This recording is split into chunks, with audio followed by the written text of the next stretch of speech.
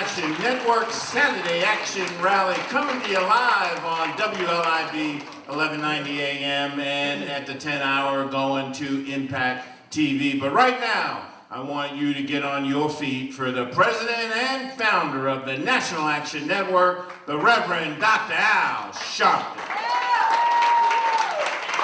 No justice, no peace. No justice, no peace. No justice, no peace. No justice, no peace. What do we want? Justice. What do we want? Justice. What do we want? Justice. When do we want it? Now. When do we want it? Now. When do we want it? Now. When do we want it? Now. Hug the person next to you, tell them you love them.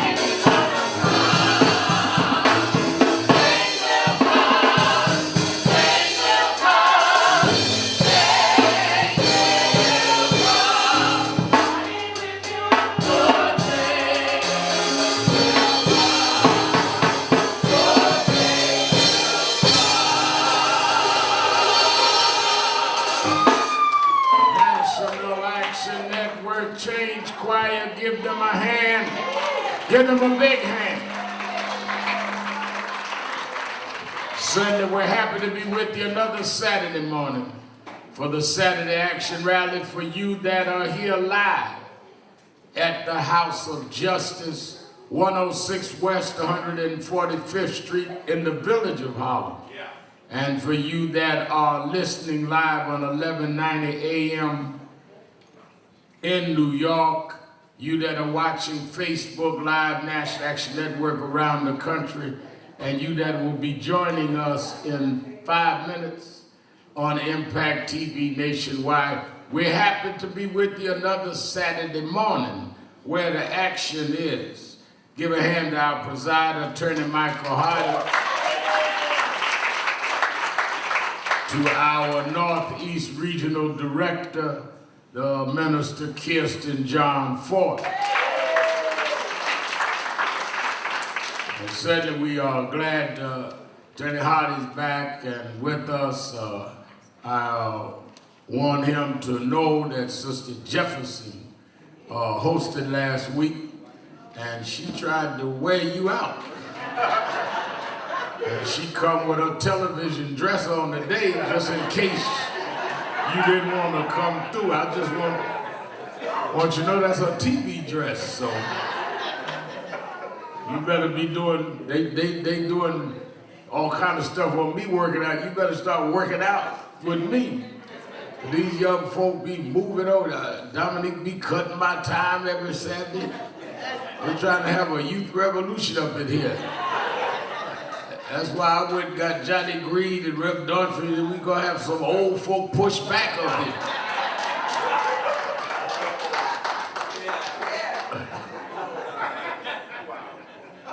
sit up there like you objective, Reverend McCall. Got on a hip-hop jacket and old man's shoes, so let me make some announcements.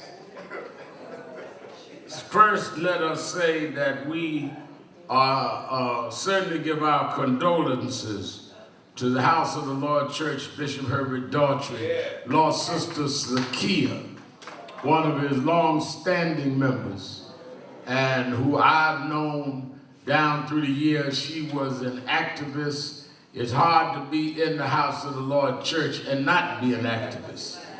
And but when he called me this week and told me of her passing, we certainly give our condolences to her family, to Daughtry family, who she was so close to them, and for 40 years. Yet he's here this morning, and with his children in the movement. Give Bishop Daughtry a big hand.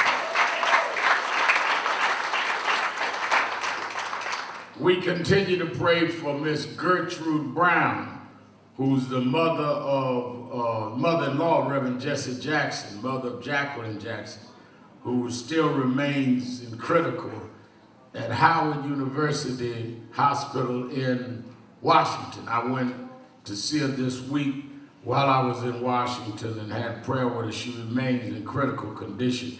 And certainly the family of our own minister in Ferguson, Reverend Carlton Lee, 34 years old, who passed, and they funeralized him on yesterday.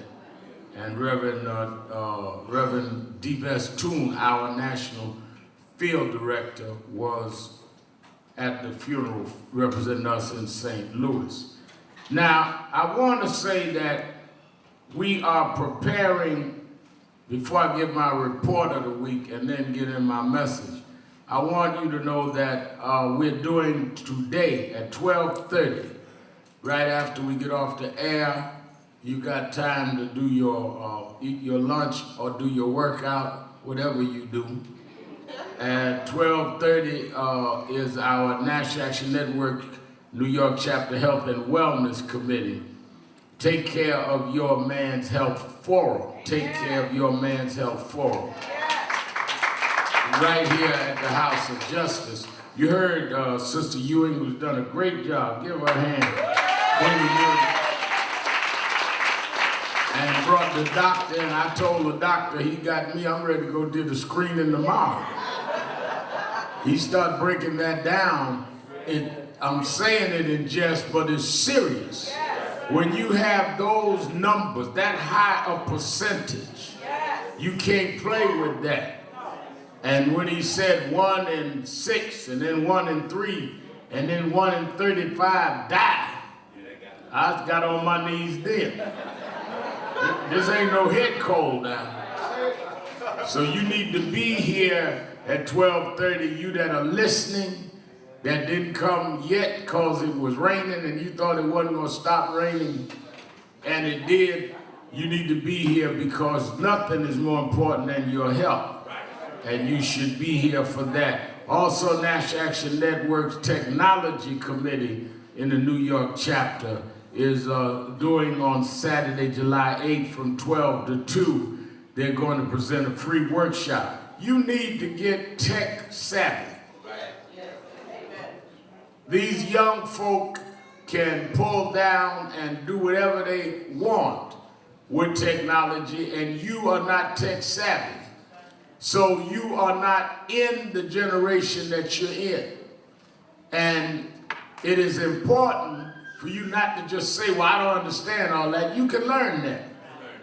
And your children need to learn the basics because they cannot be educated in a technological society if they are not tech savvy. Am I right? I read all the papers, all the sites though, and you miss stuff if you just read the paper. Because some jump out about an hour, about every 5 minutes on the site. So by using technology, some of y'all didn't even know that y'all was gone till the paper came out next day. You walk around thinking you still alive, and we done already got the bleep that they announced you gone. No, it ain't that bad, but you need to deal with that, and I'm so proud that our technology committee, as well as our health committee, New York chapter, is alive and active at the House of Justice. And of course, we're getting ready, nothing is bigger than our legal night, and that's coming up this Thursday night. And one of the things, legal night is a creation of attorney Michael Hardy, and it's now done in several cities, and it emulates his work. And I joke on him every week about things because he's like my real brother. But there is no one in our generation that has done more in the legal community for civil rights and human rights than Michael Hardy.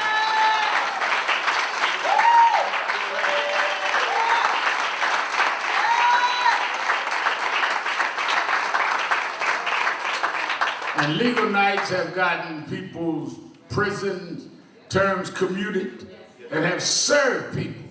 And it has become an institution not only in NAN, but in the civil rights community. I've watched him grow through the years as he's watched me. We've been together over 30 years. And he helped found a network. And I remember that I watched him go and deal with people in the middle of the night that needed lawyers. And I watched him argue down in front of Thurgood Marshall. And I was very proud to sit there in Southern District, and Thurgood Marshall was a visiting judge for the appellate division. And I was never so proud when Michael argued in front of him. I was proud because he was arguing for me. I was the defendant. I wasn't just proud for Michael, I was praying for me. Lord, give him more strength. But give him another hand, turn to Michael Hart.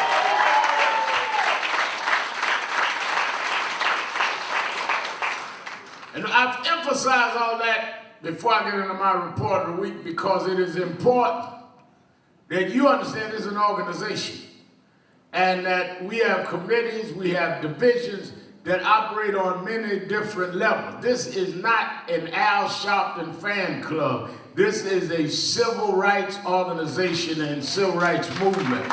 And we support that. And we are unapologetically church-based, black church-based, if you please. That's why we support Impact, and Reverend Johnny Green, when he started, Minister Foy was right there with him, and we're going to support anything that is in the civil rights space, because we support each other. As long as we're trying to do the right thing. If you support what is right, then you're doing what God would have you do. Am I right? Shake somebody's hand and say, he's right. Now, I want everybody to deal with the issues that we are faced with this week. As we're joining now people around the country and Impact TV, and give them a hand, our TV on it.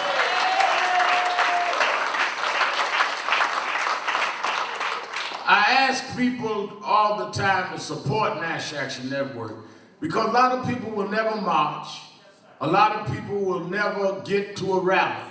But they can give $1, $5, $10 and support something that's going to help them. If this week does not show you why you need a movement, then I hope it doesn't get even more demonstrative in the weeks to come.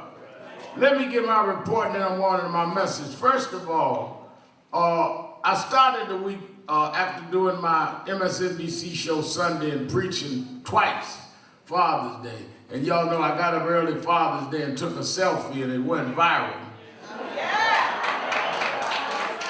Folks started clowning on me, so I took some more. So if y'all watching my Impact TV show, and thank y'all hurt my feelings. Thank y'all for increasing my numbers on Instagram and Twitter, and showing everybody how fit I am at 62 years old. I've been trying to get the word out, Brevon. Now everybody know I'm in shape. But what I am looking at this week, I went on Monday to Greenville, North Carolina. Reverend William Barber invited me down. He had been on Politics Nation show with me. I invited him on with a mother. A young man has done 22 years in jail for a crime he didn't commit. He was convicted of murder. No forensic evidence, no physical evidence, nothing tying into the crime but one eyewitness and one corroborating witness, both of whom later recanted and said that they lied. One, they were at that time on drugs, and they were coerced by the police. And for 22 years, Bishop Daughtry, they will not give him a hearing and let him out. So Reverend Barber asked me to come down to help bring some national attention to it. I started the week in Greenville, North Carolina. Then I headed back, and while I arrived in New York, I get briefed by Attorney Hardy that the Justice Department is going to meet with the Garner family on the status of their case that has been pending now for almost 3 years. July 17th, 3 years ago, is when Eric Garner was choked to death by New York City police. And by the way, we're going to be all dealing with that with the family. Emerald's here, his daughter, who's going to have a major move at 1 Corinthian Baptist Church. We're going to be with her. And Gwen Carr's here, who's the mother, is going to do something, Reverend Bartley, and go to the cemetery. But we'll give you more of that in the next 2 weeks. But I came back and I said, well, let me know what happens. But then they started all kind of press stuff about whether or not they were going to do this or that. And I said, no, I better go with them. So we got clearance for me to go. And we sat there, the thought that this is the third Attorney General. Yes, sir. From Holder Yes, sir. to Loretta Lynch, now to Sessions. And we cannot get a decision on a federal prosecution. Yes, sir. The VA that let it go in Staten Island Yes, sir. is in Congress. That's right. Donovan went to Congress. The family had to struggle through trying to deal with justice. We still marching, but they call us the opportunists. We must underscore that justice delayed is justice denied. Now, this is in the same week. This is why folks need to support National Action Network. In the same week that we cannot get an affirmative commitment from the Justice Department about Eric Garner, we see the acquittal of the policeman in Minnesota on Philando Castile.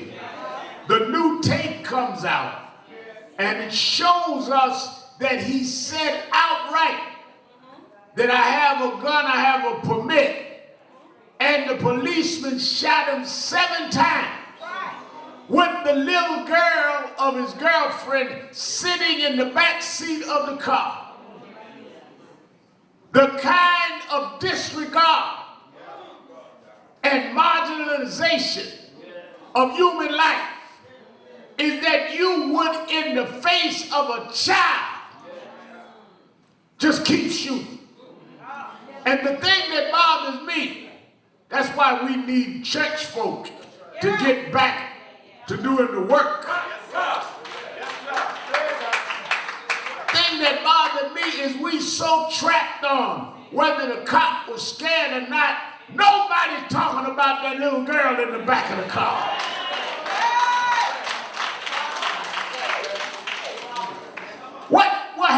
her. She will grow up traumatized.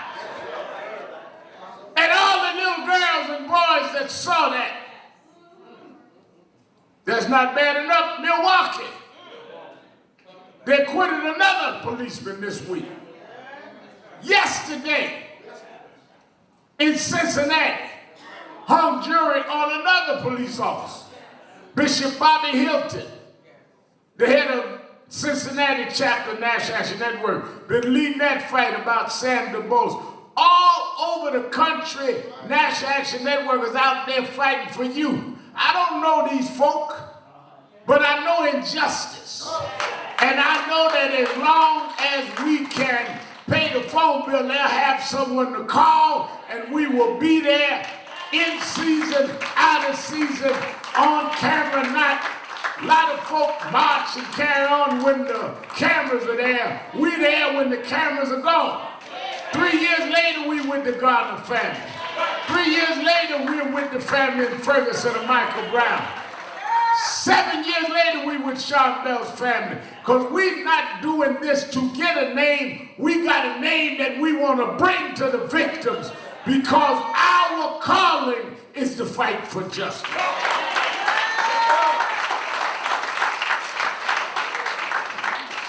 So in 1 week, you go from the police acquittal in Minnesota with Philando Castile. You go from there to the Gardner, the Justice Department, no affirmative commitment there. You go to the hung jury in Cincinnati. You go to the acquittal in Milwaukee. And if that's not bad enough, they shoot in cold blood a pregnant woman in front of her children in Seattle, Washington. All in 1 week.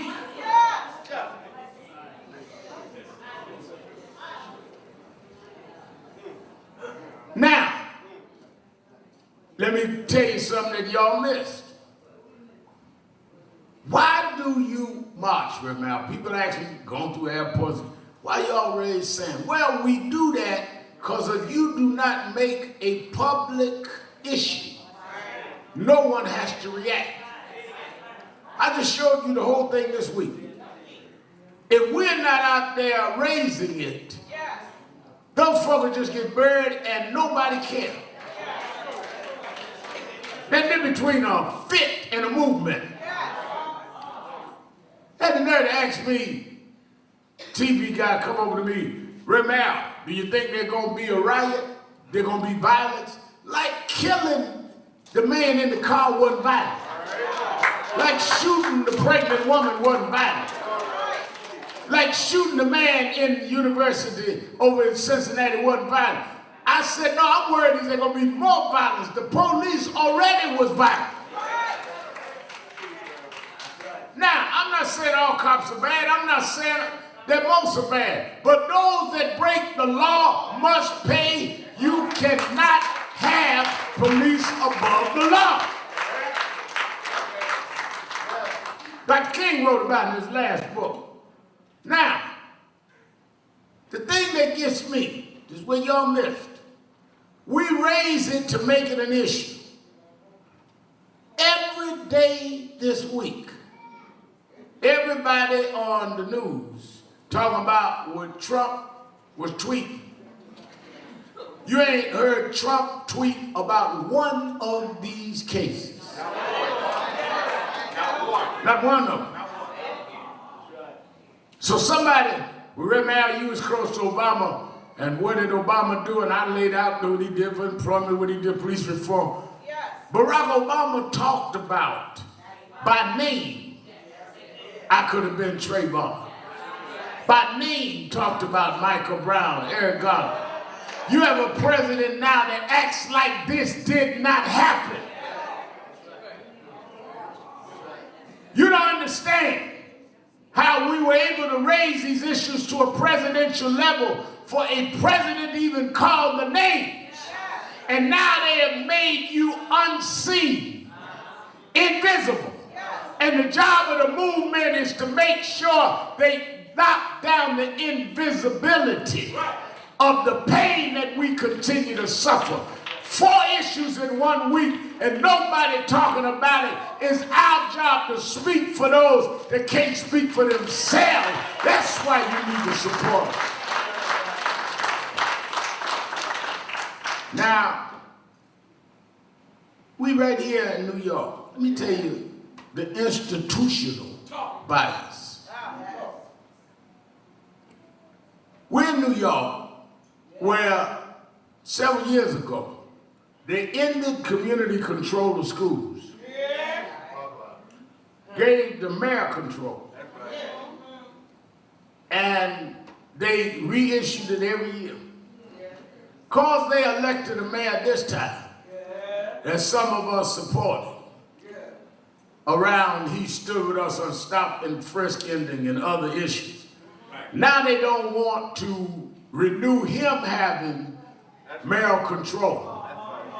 But it's not about de Blasio, it's about us.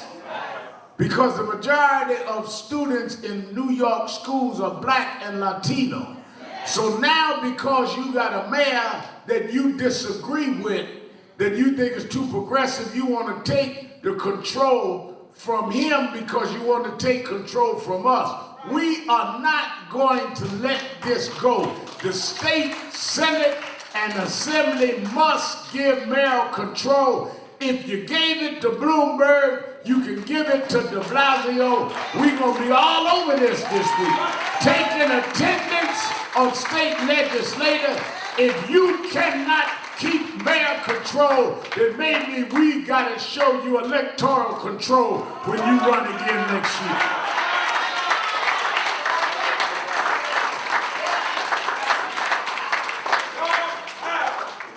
While I'm running that way, Johnny Green and Impact. That's the one yelling "Talk Al" for you on TV now. He has been challenging the contracts in New York. And we doing this nationwide, emulating what Impact's doing. We can no longer let nothing be built in our cities without tax dollars that we are not getting a percentage of the contracts and a percentage of the involvement, including an equity level. Yes. Right. You take tax dollars, you build things like airports. In New York, it's LaGuardia Airport, then they go into Kennedy, then they go into Penn Station. They think, but they ain't getting far unless they cut us in. When I was a little boy in breadbasket, you say cut us in or cut it out. So you take our tax dollars. Yes. Let's take New York, for example. 2/3 of New York City is black and brown. Therefore, the tax revenues, 2/3 are black and brown. So if we're 2/3 of the tax base, yet we are not on the construction sites, we are not getting the contracts. You tell us to quit begging government. You the one begging government. You're using our tax dollars to give contracts and jobs to your cousin. You gonna cut that out or we gonna shut you down.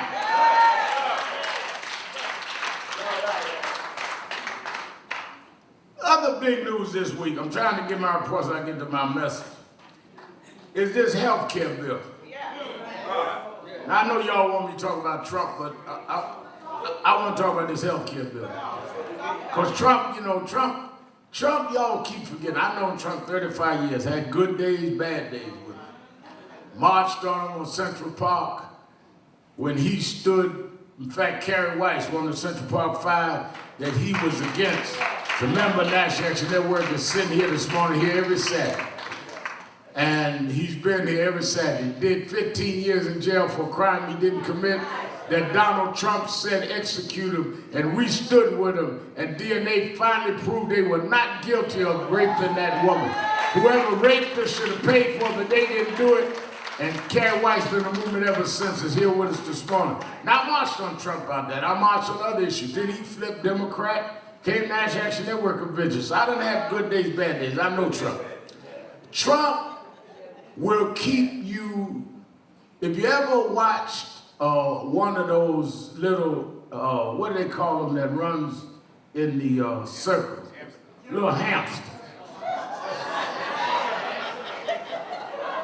See, I knew you were middle class and had hamsters. I come out of Brownsville, we had roaches. I didn't know about hamsters.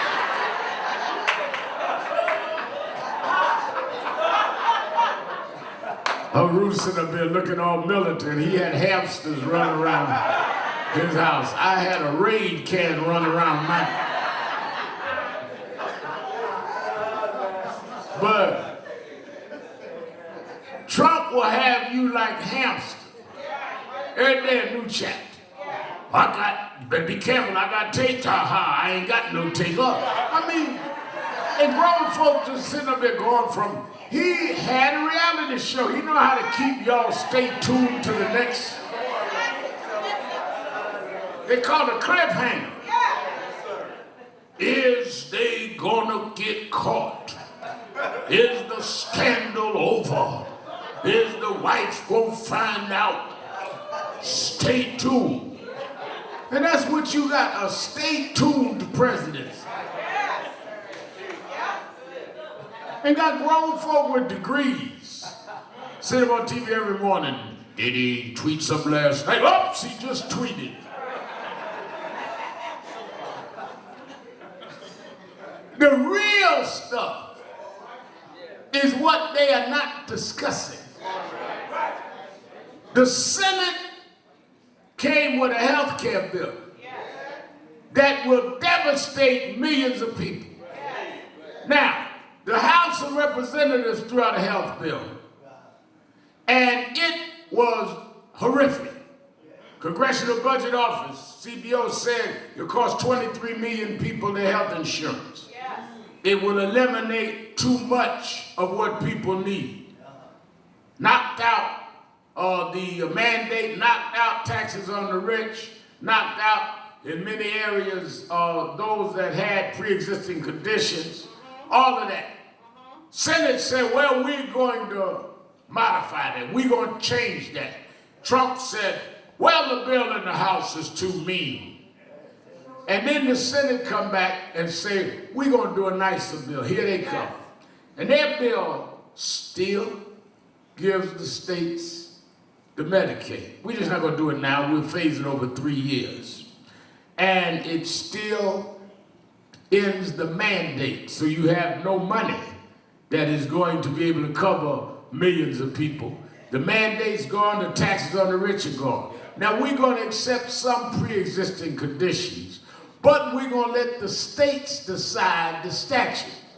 But the states will decide based on the resources available through Medicaid and how the resources is going to be available in an expanded way if the mandate is gone and the tax base is low. So what they're doing is a gradual House bill. That's right.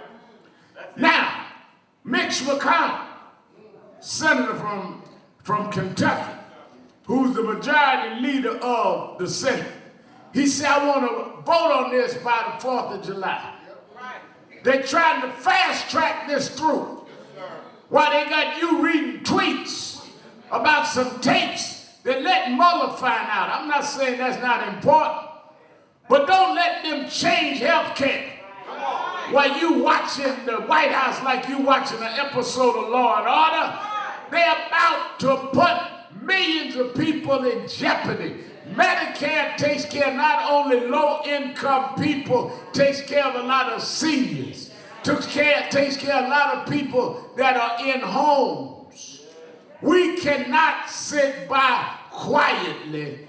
We have a health care initiative, and you need to call and be a part of it. Go online to www.nationalactionnetwork.net and hook up with our health care alert. Very, very, very important that we understand what is at stake. Let me also say, as we deal with these criminal justice matters, from the police cases this week to police reform, to those that are unfairly incarcerated, all of this trouble causes an unsettledness and anxiety in people. People it's hard to live in these times and not have anxiety. Some of y'all, I put on Instagram and tweet this morning. I get up in the morning, 5 o'clock, go, and the first thing I do is have my prayer, meditation, read some scripture, then go work out. When you get a little older, don't work out without praying.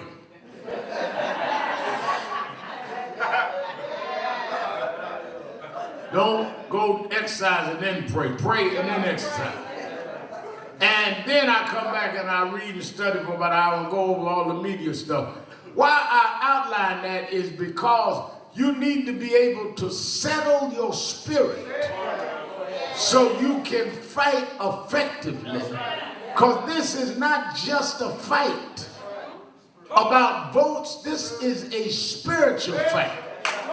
And if your spirit is not in tune, you will not be able to face the wiles of the satanic forces that are pushing us toward the brink of disaster. First thing y'all need to do is calm down and look at what you see. Some of y'all out there watching me need to be calm. In fact, y'all need to call and pray right now. If y'all need prayer, I got some praying folk in here. Go to the phones. I want y'all to pray with folk while I'm talking now. Call us right now at 1-877-626-4651, 1-877-626-4651, and have prayer with somebody. Pray through these times. Some of y'all got folk in jail. Some of y'all got folk that have been treated wrong by police. Some of y'all got a problem on your job. That's what the House of Justice is for. Believers that are active. Call right now, 1-877-626-4651. Let me explain to you why. First of all, stress doesn't solve problems. Strategy does. Stress only empowers the problem. Strategy is what answers the problem. You can get so caught up in the problem that you enable and increase the problem. Today is June 24th. Tomorrow is the anniversary of the death of a friend of mine named Michael Jackson. I remember when Michael died. Michael had been a friend of mine since both of us were teenagers. We were only about 6-7 years apart in age. He knew me from my civil rights days. I knew him when he and his brothers had the Jackson 5 just coming out of Gary, Indiana. And down through the years, we worked together. He would do shows and have me come to the community affairs party, supporting National Action Network. Some of you that's been in the network for a long time was here when he came to one of the Saturday morning rallies like this and spoke to the world about how they were treating him just about 3 years before he died. I knew that part of what was stressing Michael was that Michael could not deal with some of the pressures of the world. I want y'all to walk through this with me, because many of you may not be pop stars, but going through the same thing. Michael made it as a child that grew into a young man and became a sex symbol to many around the world. Everywhere he landed, people wearing Michael Jackson uniform. You had kids in Japan and Greece walking around with their pants up, socks showing, imitate Michael. You had kids, white, black, Asian, Latino, imitating his dance. But one day Michael started getting older, and others would come out, because life is about progressing with age. And then an usher come out, and others younger than him. And many of you right now are trying to fight the aging process rather than thank God you lived long enough to get older. So Michael's got the anxiety of getting older. They trying to take all his money. He was wise beyond his years. He bought the catalog of the Beatles. Bought the catalogs of many of the biggest artists, white and black. That was too much sense, too much acumen for a young black boy from Gary, Indiana, never been to college to have. He was smarter than them, and they were trying to take his wealth. That's why he came here. They were marginalizing him. And he decided to prove to the world he was going to go back on tour. And in the middle of that, a doctor manipulates him with pills. Just like you got people right now with you telling you, do this, and it'll make everything all right. Try this, and you'll feel young again. And try this, and buy this, and do that. Rather than thank God that you've been here longer than you thought you would be. And even if you're not where you want to be, thank God you're not where you were in other periods of your life.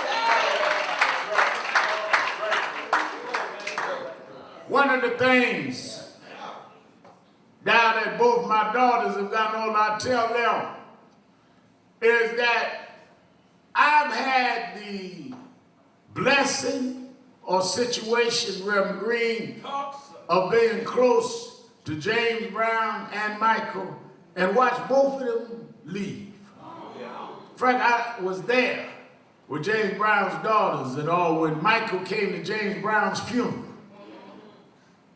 Never knowing 2 years later Michael be dead. So I saw the biggest stars of that time come down, get older, couldn't dance like they used to. And all they achieved, people try to take from them. And I saw them in their quiet moments. One thing to see them in the spotlight. It's another thing to see them in the bedroom with their head down saying they're trying to strip me down. What do you do when the world tries to strip you down? You will reach for the wrong things unless you reach for the God that brought you up in the first place.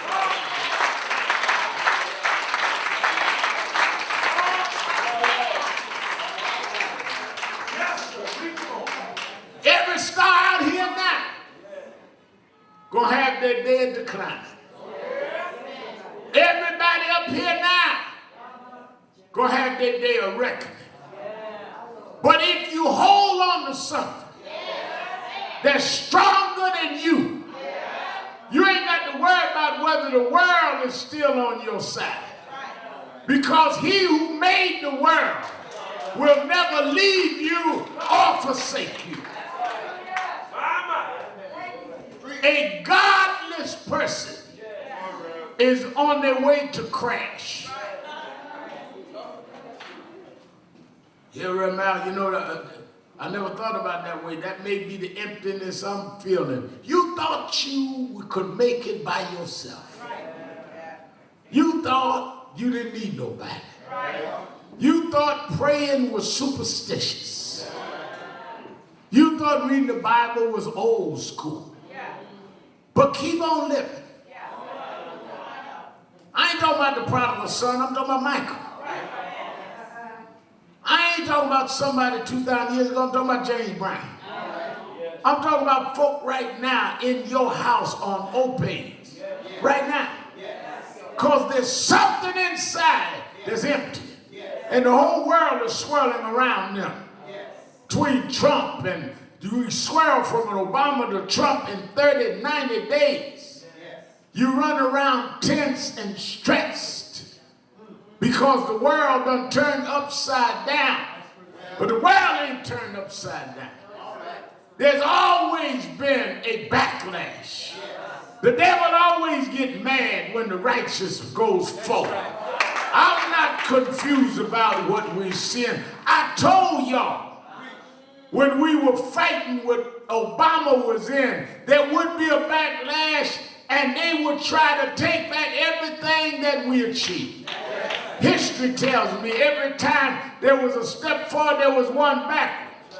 When Lincoln signed the Emancipation Proclamation and went through Reconstruction, and we went through 22 years of that, and put 2 blacks in the Senate and 22 blacks in Congress, there was a backlash.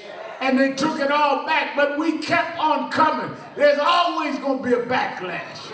In your personal life, you start doing well, get a better job, get a better handle, a better relationship, there's going to be a backlash. Folk that like you going to resent you, jealousy and envy kick in. That's why you got to have something stronger than you.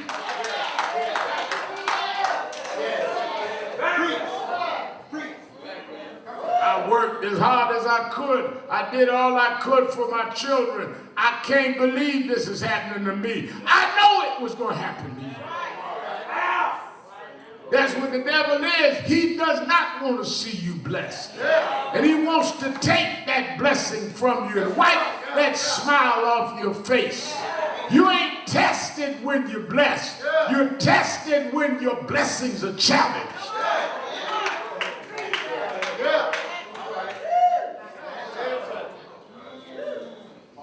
I remember this week when they were going all over the internet about taking pictures of my selfie of me going to work out. Well, good. Good publicity like that. Hope y'all do the one I'm going to do tomorrow. But they don't understand. Every morning when I get up at 5 and go to work out, I look at a scar on my chest where I had surgery where a man stuck a knife in my chest, leading a march in Bensonhurst because they killed a 16-year-old black boy for being in the neighborhood, and they wouldn't lock nobody up for killing him. And every morning I get on that elliptical stair-step exercise. I think about I'm on a day that if it was up to them, I would have never seen. So you can talk all you want about he's working out and he got on long, short pants. I was supposed to be in my grave, but there was a God at the other end of that night. If he went a little deeper, I wouldn't have been here. But God reached out of glory and blocked the blade. And I don't care what you say. I promised him if he would walk with me, I'd never shut up again.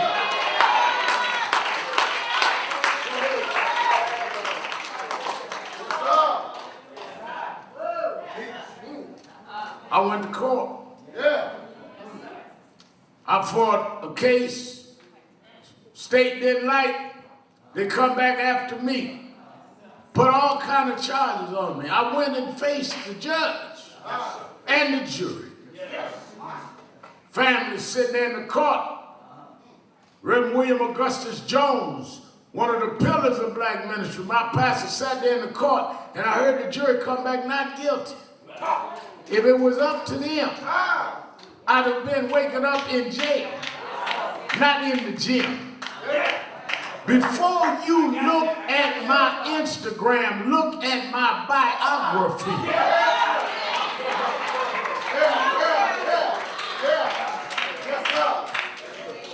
I went to Puerto Rico one day to stand up because they were giving asthma to young Puerto Rican children with Navy bombing exercises. And I protested it. They put us in jail. I did 90 days.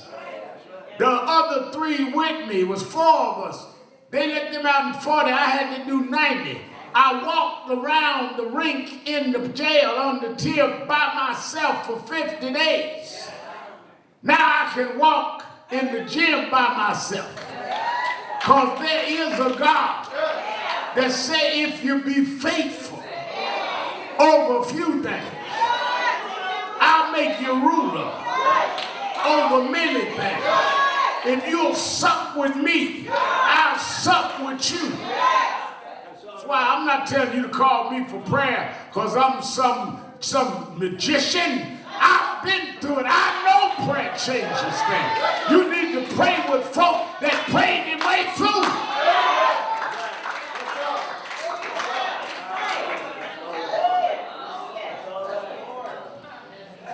A lot of you won't do what you're supposed to do because you're afraid of rejection. A lot of you won't do what you're supposed to do because you're afraid of being embarrassed. I look at my friend here, Reverend Johnny Green, and he and I were talking about text this week. And he was talking about how some of our fellow churchmen won't get involved in standing up on social justice issues. And it seemed like a lonely road. But the reason a lot won't is they're afraid of being rejected. It's a tough thing when you standing up for what's right and people try to act like you have other motives. It's a tough thing when you standing up for other folks' members and they won't even show up to stand up with you. It's a tough thing when you give all you have and people don't appreciate it. But then if you go to the book, the Bible trains you for rejection. There was never a prophet that was not rejected. I was reading this morning meditation, Bishop Daughtry, where Jesus, see, we skip over what Jesus went through. When Jesus had his eye on Jerusalem, the Bible said, he was on his way to Jerusalem. He decided to go through a certain Samaritan village. And the Bible said when he went through the village with his eye on Jerusalem, the people rejected him. That's in the book. Jesus was rejected in a village in Samaria on his way to being heralded in Jerusalem. What I'm trying to say to you, Minister Ford, is on your way to your highest peak, you're going to face humiliation. On your way to victory, you're going to face defeat. On your way to bigness, you're going to cry sometime. Somebody going to break your heart. Somebody going to break your spirit. On your way to Jerusalem, they're going to reject you. But if you can get through the rejection, you can get to Jerusalem. You can't get to the reward if you don't pay the price. Some of y'all freak out before you get to the blessing. So Trump's in, and the Republicans is in. And right now they're going to do this, and they're going to do that, and they're going to do the other. Yeah, they're going to try. And after 8 years of Obama, did you think they wasn't going to try to come? They tried to act like he wasn't even born here. Rejection. He's the president of the United States, and they run around 4 or 5 years talking about we can't find his birth certificate. Same man that said he had tapes that he didn't take.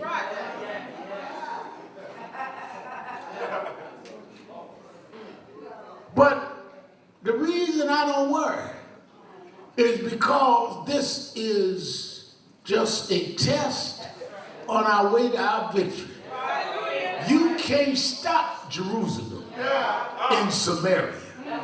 That's why the Bible said when one of the disciples said to Jesus, the nerve of these people to reject you. Do they know you are the Christ? You should smite them with fire and destroy the village like Elijah did. Jesus said, no, we ain't got to do all of that. I didn't come to destroy the world. I came to save the world. Don't cuss out the folk that's giving you problems. Don't turn your back on those that hurt you. Don't to turn around and become as low down as folk been low down to you. Somewhere I read, bless them that persecute you. Pray for them that despitefully use you. Love your enemies, because if you don't become one of them, you can rise above them. Don't let them weigh you down.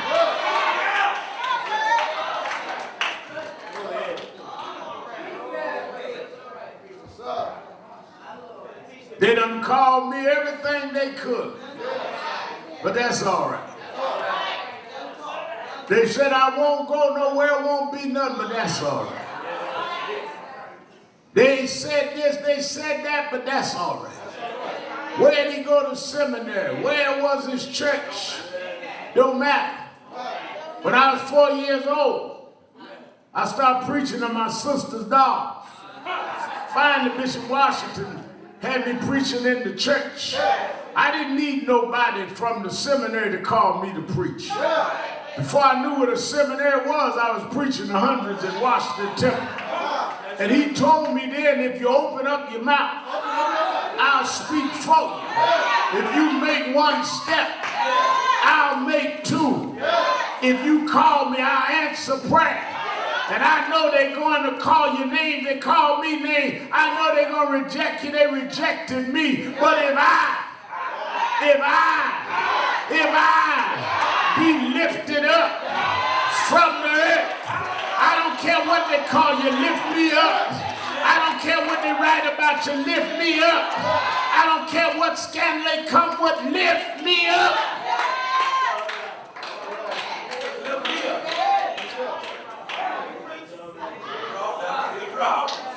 If you lift me up, I'll do the draw. They'll come and don't even know why they come.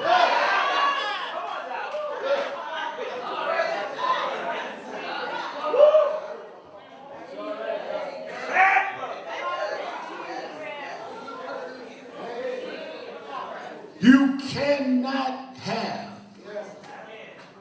and you cannot believe in a resurrection if you don't believe in the crucifixion. I want y'all to get this, I'll let you go.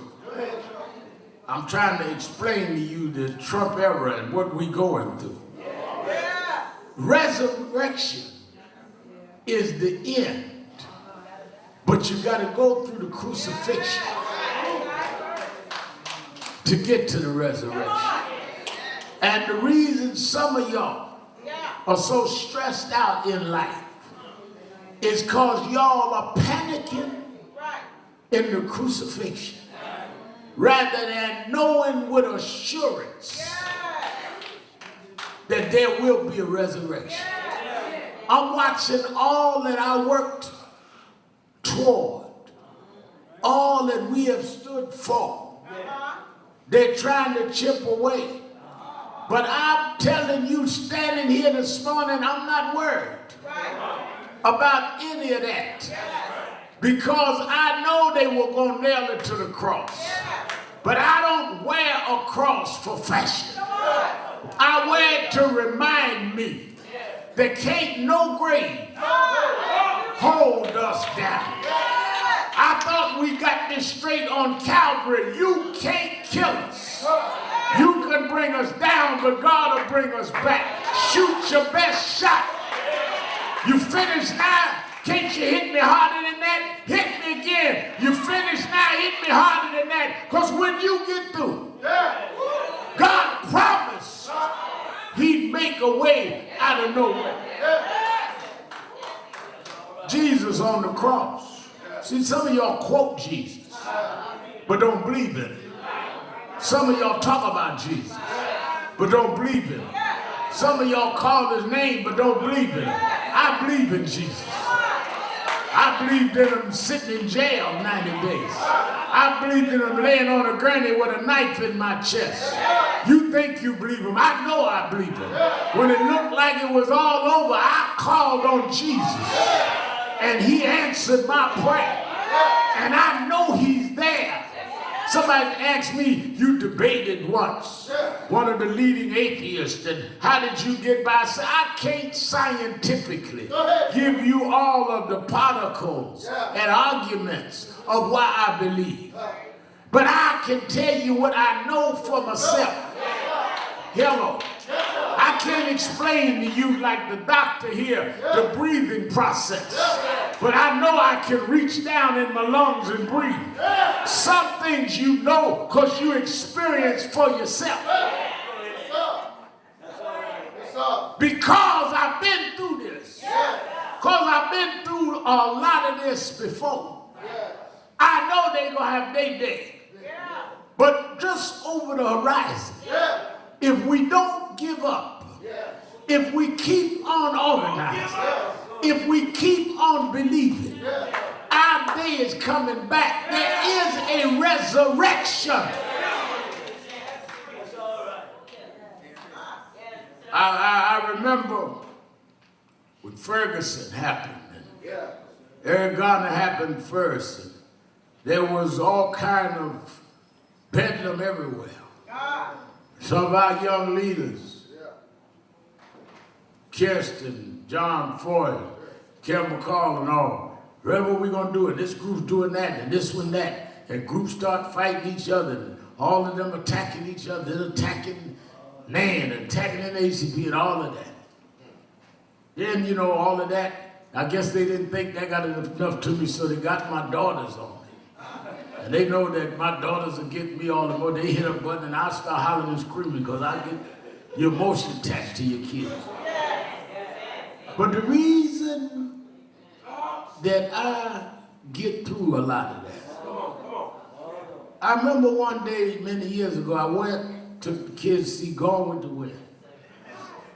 It's a movie, old movie. Clark Gable. And I went to sleep in the movie. And they said, wake up. I said, no, wake me up when he says, frankly, dear Scarlett, I don't give a dog. So what do you mean? I said, don't wake me up till he says, frankly, dear Scarlett, I don't give a dog.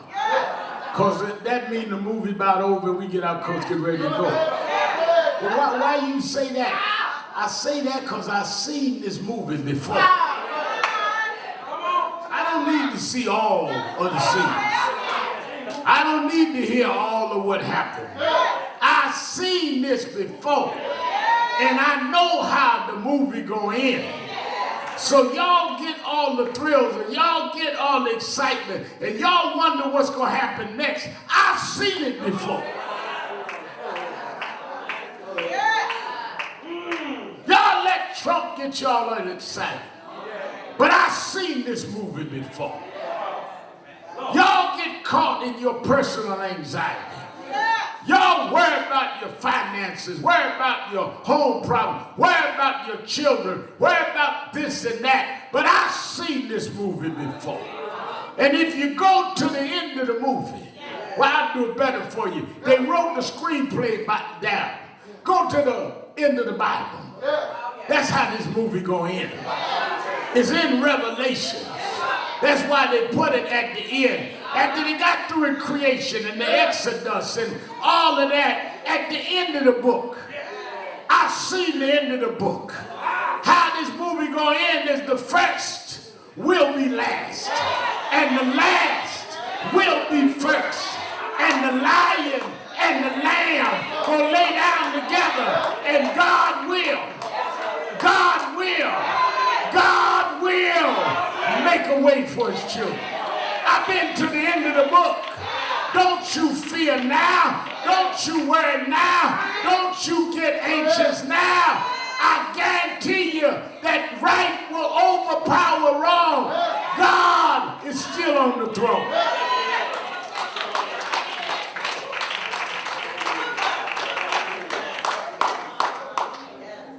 In times like these, of anxiety, we need to understand. Don't you trip out. Don't you worry. Don't you panic. because God is still on the throne. Everybody sing. Everybody sing. Everybody sing.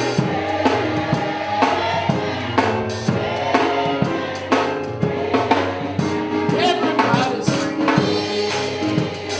Sing it like you mean it. Sing it like you mean it.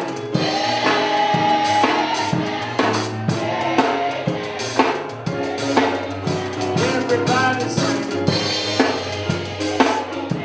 Everybody sing. Everybody singing.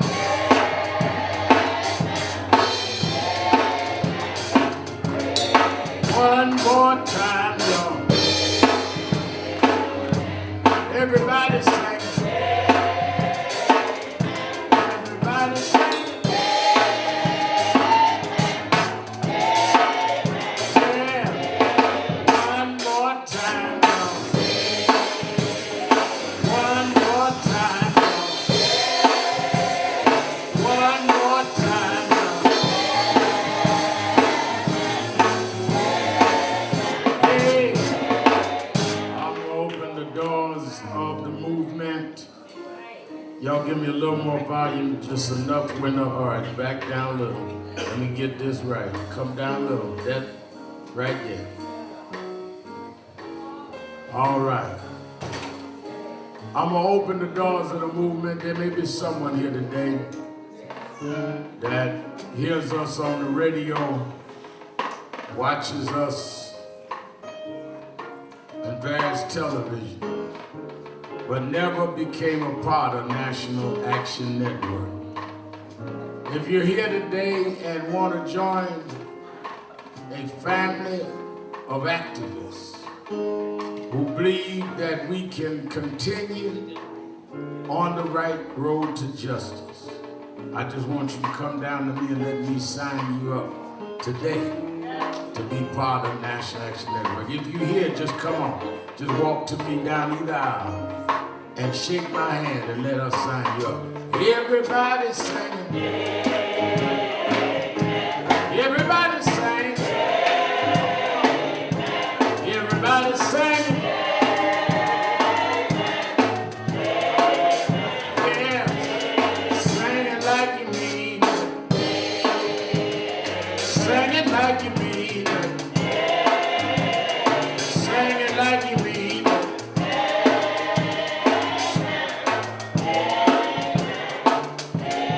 We want justice. Got to have justice. We want justice.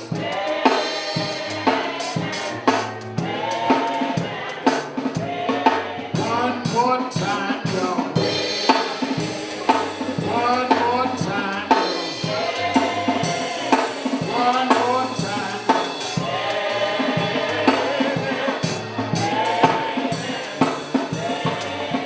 All right. I'm gonna raise our offering, moving quickly.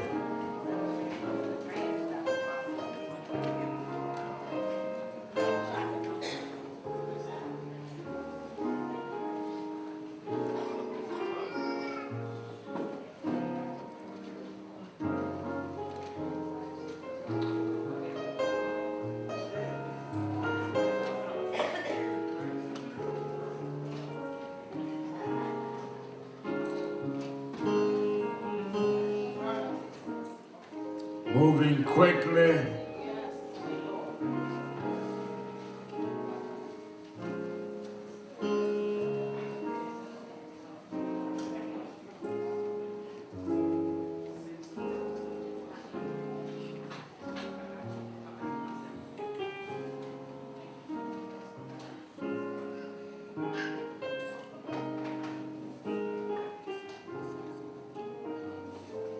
I want everybody to give to the best of your ability.